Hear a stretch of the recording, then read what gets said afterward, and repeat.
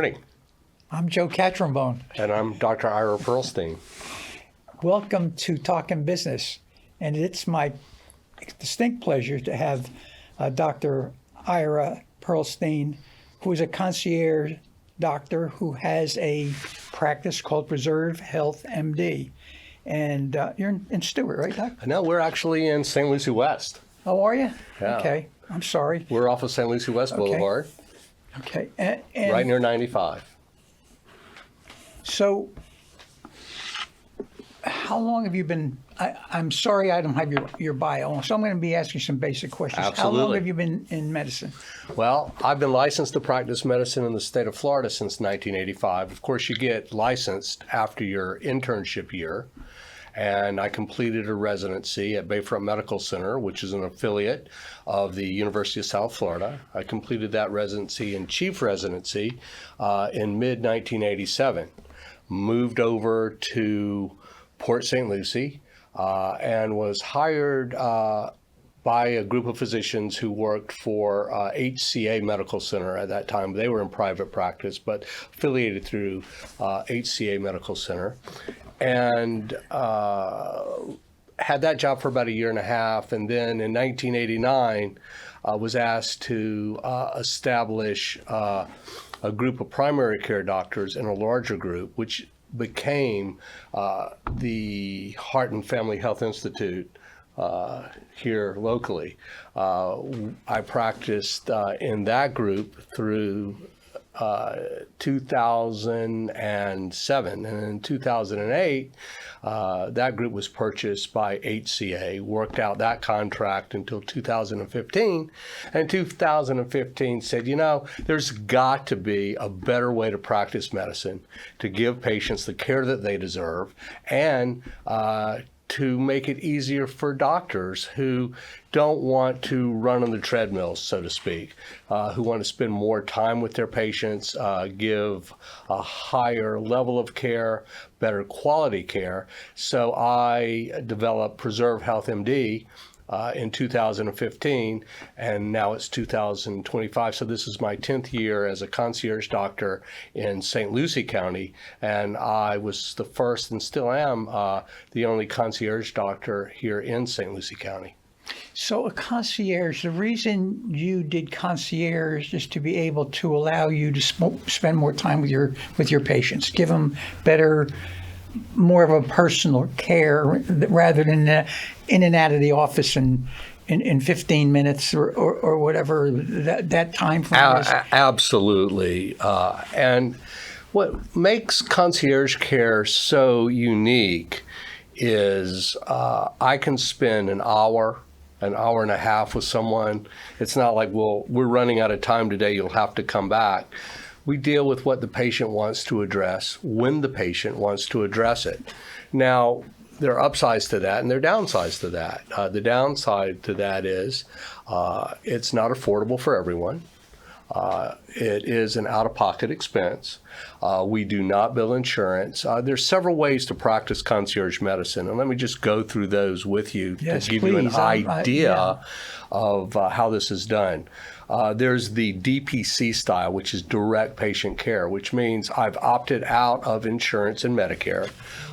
Now, the patient still needs Medicare because we still need to run labs, order tests, order medications on Medicare and insurance recipients. So the patient still needs insurance, but I charge only a membership fee. The true concierge model bills insurance and charges a membership fee.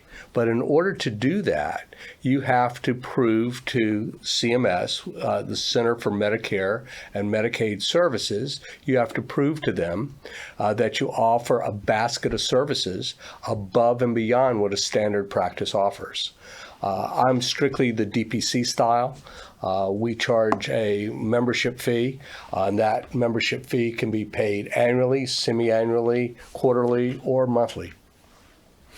Typically, how much is a concierge fee? Can you share that? Sure. It ranges across the United States. It averages somewhere between $2,000 and $3,000 a year. My fee is $2,500 a year if patients want to see me. I also have a nurse practitioner who has her own concierge practice within our practice, Preserve Health MD, and she charges $1,850 a year. In 2018, the Florida legislature says in order to do this, and in order to keep it legal, you have to offer monthly membership pricing. So you have to offer a monthly pricing if the patient wants to pay it that way. And this cannot be construed as an alternative to healthcare insurance. We are not an insurance company. This is strictly a membership model, which gives better access to care, a higher level of care, increase time with your patient. And for instance, let's say someone comes in with multiple medical problems and they need to see a specialist. We'll call that specialist on the phone with the patient there. We'll discuss the problem with them. So it's medicine the way it should have been practiced and the way it's not practiced anymore, given big business and time constraints. How many patients can you see a day as a concierge? That's a very good question. The maximum I like to see a day is about 10 patients. You can see that many? I can see 10 patients a day, 30, 45-minute visits. New patients, I usually allow 90 minutes. My average day, 7 or 8 patients. And how can I do that? Because the average practice has 2,500 to 3,000 patients. In my practice, I have 400 patients. Wow. Yeah. So therein lies the difference. Yeah. So what brought this about? Was it just someone's idea, but is it something that the MDA came up with, or the concierge concept? Well, the concierge concept has been around for a long time prior to big business getting in medicine. Before insurance companies, you remember when you and I were growing up, you would see the doctor, you would pay a fee. I can remember the doctor coming to my house. Absolutely, and I make house calls. Did you? I still make house calls. Do you? Yeah, Wow. if my patients cannot come in to see me, I will go see them. I'm making a house call tomorrow down in Delray Beach. Wow. Absolutely. So And we do house calls. And that's still covered under the same fee? It's covered under the same fee. So it's not an in my additional- practice. It's not an additional fee because you have to go down to Palm Not Beach? an additional fee. And what I did with my practice is I promised that I would not raise my prices on my existing patients. So if you were a founder in my practice, one of the original patients, you're still paying that original fee. I've only upped my fees on new patients as they've come in over the years. So if you came in at a lesser price in 2015, you're still paying that price. I think that was a fair way to do it. And what came about was big business took over medicine, and when they did that, there became multiple layers of administrative care, and somebody had to pay for that. And what happened was the doctor ended up paying for that, and the patient ended up paying for that. How? By decreasing the time of the visit. The average visit in a standard practice is 15 minutes, but that includes from the time you walk in the door of that exam room until the time you leave. Well, Yeah, not when you walk into the waiting room. Correct. In our practice, there is no wait. If you have a 10:30 appointment, you're seen at 10:30. I think the longest any of my patients have ever waited might be 5 minutes. And that's, again, because of the concierge concept, where That you're is- not seeing 100 patients a day. Right. I'm seeing 7, 8, maximum 10 patients a day. And I can do that. I can spend time with people. So my patients get good care. I don't get burned out practicing medicine, and you don't miss things that way. You're not just putting out fires, you're actually taking care of people. I get to know people. I get to know families. I don't get to know just the disease of the day that they're coming in with. Yeah. You know, that's when I was a kid, my mother went to school with our doctor. it was more like a family. He made house calls. I don't Sure. think I know he had an office. I never went to it. He made house calls, and he would come. My grandmother and aunt lived on the first floor, in a two-story house. There were 5 of us on the second floor. He'd come in and spend a couple hours and take care of everybody, do their Sure. exam or whatever, So that was a good stop. He had 7 patients in one house, Did you ever always want to be a doctor? Did you ever, I have a friend that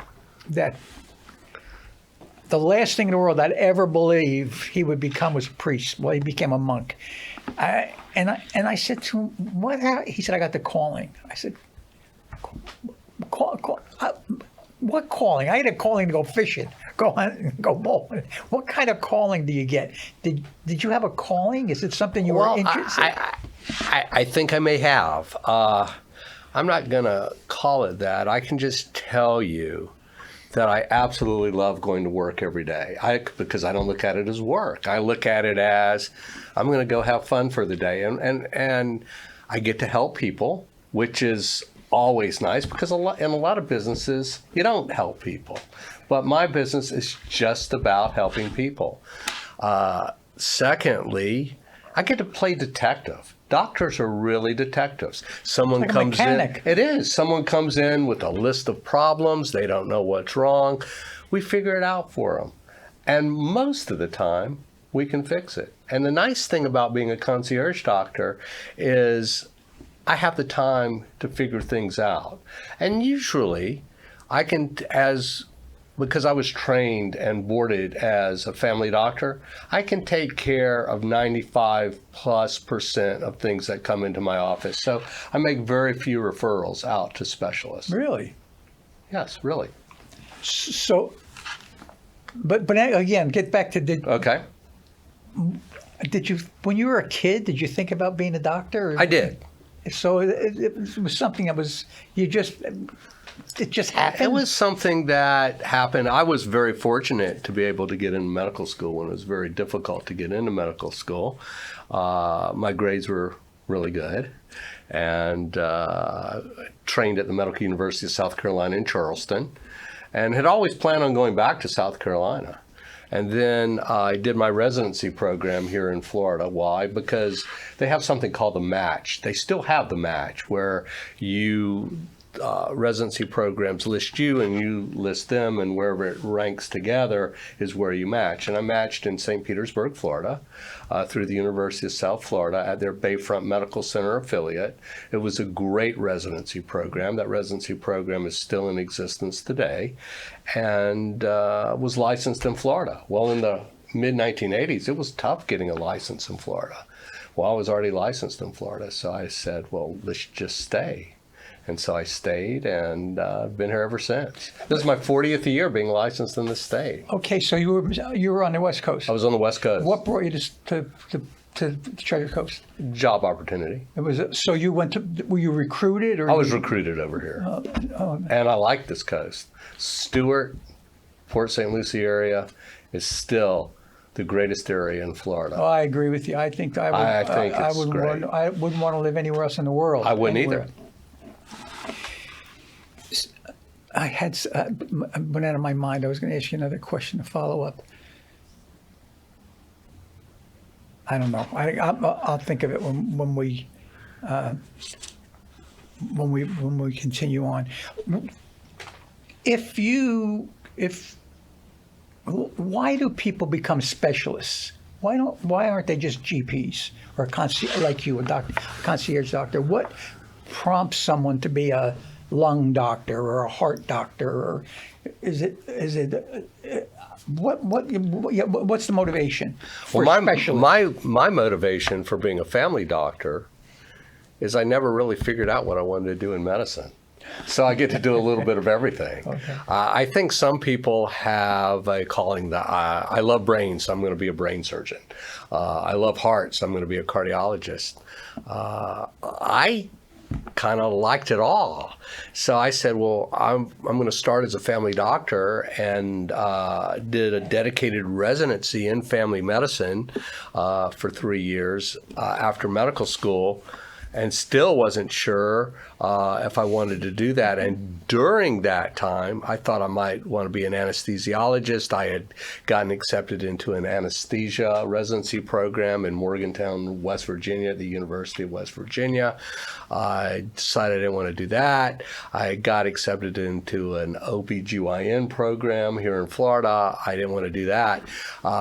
What taught me out of that was one night on call with 12 deliveries. And I said, I can't do this the rest of my life, you know. So I became a family doctor, and I just stayed in family medicine. Do you ever do, or have you ever done surgery? I've been in the operating room. I've never trained as a surgeon. I do minor office procedures. Okay. But I don't do major surgery where anesthesia is needed. So if you wanted to become a surgeon, you become an MD first, or is that a different training? No, you still become an MD. You become an MD, and then DO. you go on to further training as a surgeon? Correct. Surgical residencies are a little bit longer. They still do 4 years of medical school. They do a year of general internship to learn a little bit about everything, and then they do a dedicated somewhere between 4 and 7 year residency program in surgery, depending upon the type of surgery that they're doing. Vascular surgery is longer, orthopedic surgery is longer, neurosurgery is a good bit longer, cardiovascular surgery, etc. So does a school, for instance, I go to a chiropractor, and I look for a chiropractor who went to the Palmer School of Chiropractic. When I first moved to Stewart in 1989, Right. there was not a Palmer graduate in Stewart, and I used to drive to Titusville when I needed my chiropractor. I didn't realize that these schools all taught different methodologies and how some crack bones, some don't. But anyway, I choose Palmer. I have a doctor friend who went to medical school in Israel. Does that make a difference? Do people look? To me, I don't care where a doctor went to college. If I want a doctor. If I like him, I don't care. I don't even check to where he went to college. Does that make a difference to what medical school? Are some more prestigious than others? Or you know, I don't know if you've heard. Do you know Indian River State College? I did. They're looking into getting to medical school. Oh, they already have. FSU, and I'm on the faculty at FSU Medical School. I'm on their teaching faculty. I have medical students rotate in through my office, and that's part of the Florida State University program that they have, these regional campuses in their 3rd and 4th year. But here's how it's evolved, to answer your question. All medical schools in the United States offer what's called a core curriculum. And that core curriculum is ubiquitous amongst all medical schools. So whether you're trained in Florida or South Carolina or Idaho or California, you're getting the same basic training for the first 4 years. I think what matters is where you do your residency training program, where you do your specialty work. When I did my specialty work in family practice, there's a big difference between being a GP and a family physician, because I'm board certified in my specialty. I've been recertified 6 times over the course of my career. And what makes it really interesting is that my training program was excellent. So I think where you do your residency program is probably more important than where you went to medical school. I mean, I've got a lot of colleagues who are foreign medical graduates. They're very well trained, but every one of them did their residency training program here in the United States. So do you do a residency in a hospital? Yes. Well, Always? or affiliated with a hospital. That is correct. So that's where you get that experience is through your residency. Correct. And one of the best residency training programs is right here in Port St. Lucie. They have a emergency medicine training program through St. Lucie Medical Center, which is excellent. They also have a family practice medical residency, which is good, excellent as well. So I have friends on the in IRSC, and they're touting and proud of the fact that they're working on getting a medical school. But you're saying it's already here. Right. Now, maybe IRSC is going to have their own medical school, but on the campus in Fort Pierce is an FSU medical school. So it's FSU, but it's not. Is it affiliated, or is it just that they're renting a building at IRSC? The building is on the campus. Okay. I don't think they're affiliated with IRSC, but I Okay. could be wrong. Okay, because I know, like I said, one of Right. their board members, IRSC, is on my board, and Sure. he reports on how it's coming along and that how exciting it is that So maybe they are. yeah, I was not aware yeah, of that yeah. because I know FSU is there as well. So I think we've seen medicine change on the Treasure That Coast. was my next question to you. I anticipated that. We met Yeah. the thing. I was going to, what changes have you seen since you've become a doctor? And is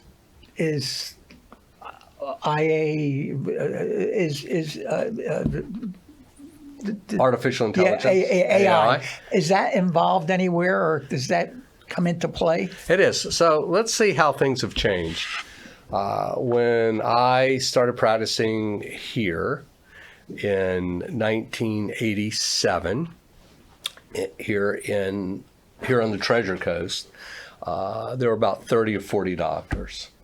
On staff at St. Lucie Medical Center. Martin Memorial had about the same amount, but I was on staff here, so I wasn't on staff down there. Now there are over 350 doctors on staff, probably Wow. at St. Lucie Medical Center, and probably more on staff at Cleveland Clinic. So here's how medicine's kind of evolved. We used to do everything. We used to admit our own patients to the hospital. We used to go to the ICU. I'd have to cancel patients in the office. I'd have to juggle my day if I had a hospital admission, cancel patients who had been waiting about 6 to 8 weeks to see me. That's not exactly good care, okay? Yeah. That's scattered at best. And most doctors who make mistakes don't make mistakes because they don't know what they're doing. They make mistakes because it's constant interruptions. The reason most doctors get into trouble is because of errors of interruption. So they're interrupted. They're getting a phone call. They're pulled out of the room. The hospital's on the phone. One of the best things I think that has ever happened to the medical profession is the advent of hospitalists. Hospital doctors that just see patients in the hospital. They used to be called house physicians years ago, but people really didn't embrace that. And then maybe around early 2000 to 2005, people came up with the idea, what if hospitalists who were either private groups or employed by the hospital came in and just took care of your hospital patients. I use hospitalists now as a concierge physician, and what I do is I use a private group of hospitalists, and every time one of my patients is hospitalized, I check in with those hospitalists on a daily basis, so I know what's going on with my patients. And plus, the advent of computers has made it easier because I can get into all the hospital systems, and as long as it's one of my patients in the hospital, I have access to their records. So that's helped. That's the first part of your question. Second part is, where does AI fit into all of this? Mm-hmm. Well, I think artificial intelligence is great if it's used appropriately. And I'm going to give you a perfect example. Let's pull out my phone. Here's an interesting AI app. And about a month and a half ago, I went to a conference sponsored by the Florida Academy of Family Physicians, of which I'm a member. I used to be on their board. I was on their board for about 6 years. And I'm still very active with them. I've been a member of the Florida Academy since the mid-1980s. Here's an AI app called Open Evidence, okay? And it's up to date. It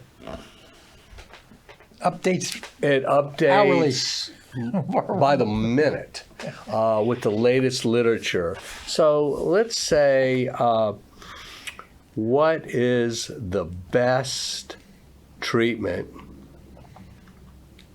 for, let's say, influenza A? Okay, it's flu season. They're going to probably say the best treatment is prevention, but it analyzes it. It will retrieve the information for you and generate an answer. But it's going with that medication, oseltamivir, which is Tamiflu, and then it will give you other alternative medications, and then it will give you references to those articles. And follow-up questions. So, now, did you ever think when you were in med school we'd that have to something look, like that would absolutely not. We'd have to look things up in libraries. We would handwrite our notes. Of course, nobody can read a doctor's handwriting. Why is that? Because we're rushed. Or is it intentional? I think it's intentional. In fact, pharmacies now don't like when you handwrite a prescription. They like everything to be e-prescribed in. Sometimes I'll actually print it out in my office, but everything I do now is through a computer. My notes are computer generated. I still hand type my notes, but I could use artificial intelligence to actually do my notes for me if I wanted to. I know. It's really gotten a long way. It's amazing. And robotic surgery has just revolutionized surgery. I've seen it on television. It's amazing. Mm-hmm. It's just incredible. I think I have a podcast on my website. We brought in Dr. Adam Curtin, who is a respected surgeon here on the Treasure Coast. He was on my radio show, and we did a podcast, and we called it Aliens in the OR. It was all about robotic surgery. And robotic surgery is just amazing because it magnifies everything. But who makes great robotic surgeons?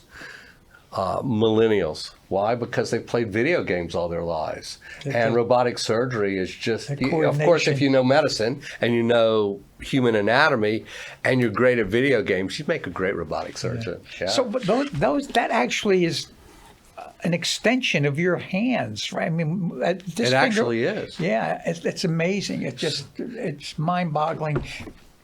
So, what do you see? If you see anything, in your mind's eye, do you see anything that's coming up that's going to even revolutionize being a doctor more than where we are? There's got to be. It's got to be. But is there anything that you envision that's on the horizon? First of all, let's just talk about the expansion of medical knowledge over time.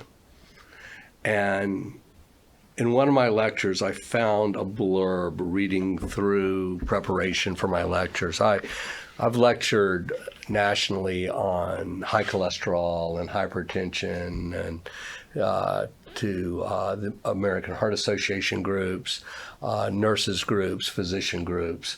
And I came across a blurb that I included on a slide in one of my lectures, and it said, if you read 2 new articles a day on medicine, at the end of 1 year, you would be 187 years behind in your reading. That's how medical knowledge has mushroomed and evolved. So I think having AI programs that can get you to the information quickly, and AI is evolving. I think we have to be careful with it. first of all, you have to trust it. You can't just go in blindly and say, well, let's look this up and take it as gospel, because everything's not always right. And remember, there's always more than one way to do things. And that's where the practice of medicine comes in. That's why they call it practice.